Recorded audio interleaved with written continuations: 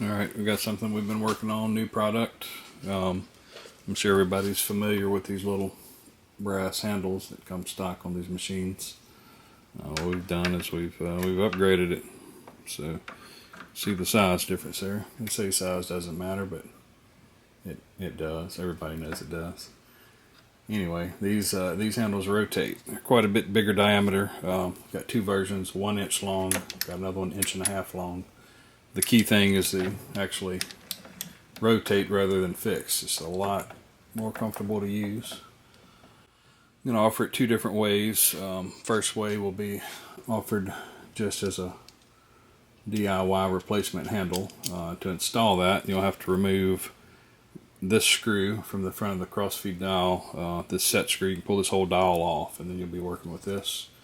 Flip it over, punch. This thing's pressed in, so just knock it out the back.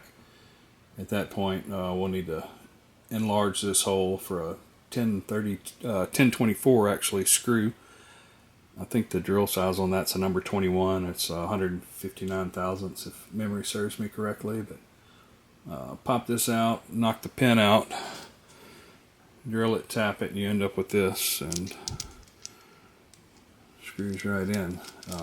Same procedure for this handle here, except you can just knock it out from the back. And then for the guys that don't want to have to mess around with the taps and drilling and all that, I'm going to offer the whole dial that will come exactly like this, where you can just remove these two screws and just replace your whole dial. A couple dollars more, but it'll save you the hassle of fooling with taps and drilling. Eventually, I think we'll probably offer this as an option on the lathe. If you are buying a lathe from us and want this added, certainly do it. Just add them to your cart and we'll do the work for you.